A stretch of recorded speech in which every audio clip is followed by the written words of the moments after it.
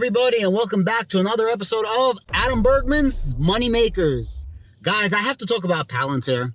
So yesterday I bought another 1,000 shares of Palantir. Spent around $13,000 on it. It is such an absolute monster, and there's so many things going on that are going underneath the radar. Today we got some massive announcements, and another announcement that is massive that nobody really knew about.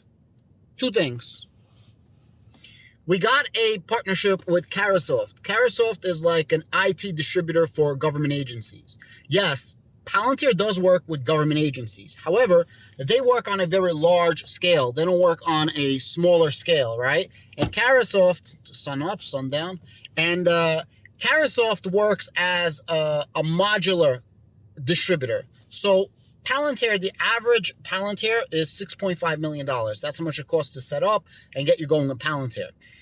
This whole time, Palantir is saying, guys, we want to sell not just our whole platform, but pieces of our platform, because not everybody needs everything we have to offer, right? Okay, not a problem. So now Carasoft comes over here, and they are going to distribute Palantir's product in a modular service, which means bits and pieces as needed. So Palantir has access to large government agencies and entities like the Air Force and the Army and Department of Defense, which I'll get into in a moment, but they don't have access to like smaller little pieces. And they don't necessarily have a connection, right? Or even know about places where they're needed. And those places that they're needed don't really even know about Palantir. Carasoft right now comes in and they literally do this. They put together, partnerships. So now they're going to find more clients for Palantir, smaller clients, which is exactly what they needed. Palantir keeps growing, and one of the things that was missing was their government business. In the beginning, their government business was growing too much, and everybody says they're never going to grow their commercial business. Now their commercial business grew, but their government business stayed stagnant in number of clients. However, the actual amount that they made was 141%, which means that they made an extra 41% per each client, which means that each client is spending more money. Irrelevant. Now, as you can see, they keep showing you how they're going to get more and more clients, specifically in the government sector. It's huge. And a couple of things that Carasoft does is cybersecurity and AI, which is two things that Palantir specifically specializes on. So it's going to be very, very interesting.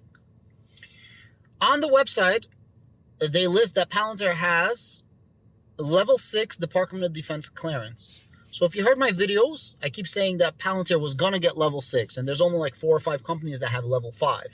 Well, apparently Palantir had level 6 since the end of last year, but they never even announced it, which is very, very bad marketing and very, very bad PR. I'll tell you why. As far as I know, they are the only company that has this level 6 clearance, and the only second company that has a partial or temporary or restricted clearance is Microsoft Azure. That's it. Now, Microsoft does not have full clearance. Palantir does have full clearance. That means the clearance level that they're allowed to work with is now up until secret, which means they're the only company in the world that can work fully with this type of data.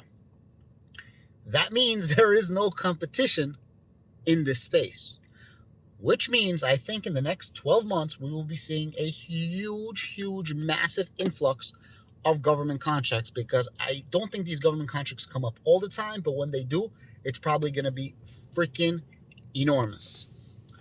Okay. Remember, I keep making a video all the time. Cathie Wood. She's the one that, she's the one that's the head of ARK Invest. ARK Invest is a ETF. She has basically 5 main ETFs, exchange traded fund.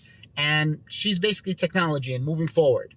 So she sold, at one point, she had 37 million shares of Palantir. She sold all of it. And she recently sold out about a little bit over a month ago, I believe on the 28th of February, if I'm not mistaken. Don't quote me on that. And one of the main things that she said is that the reason they're selling is because they don't see any government growth. there's a lot of competition in the government sector. And because there's competition in the government sector, she believes that they're not going to grow like they did before. Because when they first started, like over a decade ago, there was no competition. But now there is. Well, I beg to differ, and I don't think there's any competition against Palantir, because Palantir does something completely different than all the other AI data analytics company in their digital twin. And I mentioned their digital twin on yesterday's video. But okay, let's say there is competition. It don't matter, because Palantir is able to get the biggest government contracts, and Palantir now is going to be able to get a lot of smaller government contracts. On top of that, I made a video yesterday saying that they now have the inaugural Federal Advisory Board, which I said, yes, they're going to get advice of what's needed in the government, what can they do to do better, but let's just call it what it is, let's call a spade a spade. If it walks like a duck and it quacks like a duck, it is a duck. This is a clear, coherent, strategic move to be able to get into more government contracts. Because the people that they hired are not Joe Schmoes. These people are the heads of their departments, Secretary of States, admirals, generals, big names, power hitters that can open up the door lickety-spit. Super easy they can open up the door. So, Palantir's current price is right around that $13 a share. Cathie Wood sold right around $10 a share. Palantir DPO'd, which is direct public offering, at $10 a share. 52-week low, just under $10. I think it was like $9.50, $9.70, right under $10. Last month or so, it rebounded around this 30-something%. It's insane that this news of level 6 clearance for Department of Defense was not spoken about, was not advertised. Maybe they were asked, listen, don't advertise that. That's possible. Maybe they were asked that. However, it is now clear that they have this clearance. And it's huge news, but nobody's talking about it. It's going to be very interesting to see what's going to happen in the future. Besides for that, that's the government contracts, right? So the beef was, your government contracts are the only thing that you have. You don't have commercial. Now we grew commercial. Now people beefing about the government contracts. Now we're going to shore up the government contracts, because now we have the massive government contracts and we have the small government contracts where we're assisting offices that wouldn't even know about us and we wouldn't even know about them through this new partnership. Political unrest, Ukraine, Russia, European Union. I spoke about it many times. You could see Palantir shifting into international business and international government business. One of the things that they were suffering from, even though they had government growth and commercial growth, is lack of international growth compared to national growth. So we grow more within the United States because they only work with the United States and her allies. Because of what's happening in Ukraine with Russia, there's going to be an influx of spending. So influx of spending internationally, both commercial and government, check. Ability to grow government contracts, not just massive government contracts, but now smaller module government contracts, check. Additional TAM, total addressable market, by now getting the coveted level 6 Department of Defense clearance, the only company with full clearance. Let's say even Microsoft Azure has a clearance. Let's just say that's still only 2 companies, but they do completely 2 different things. So check. Competitive advantage, check. Flying under the radar, check. Most people don't know what they're doing and the price is so low, but it's about to explode, check. Guys, that's all I can really say. This is not April Fool's. This is really happening. Palantir is a freaking monster, an absolute beast, and I'm making my case for it. It's not like I'm just talking shit, right? I'm talking Palantir is a freaking monster. I'm literally showing you example after example after example after example. And Alex Karp, one of his main problems was he was super conceited.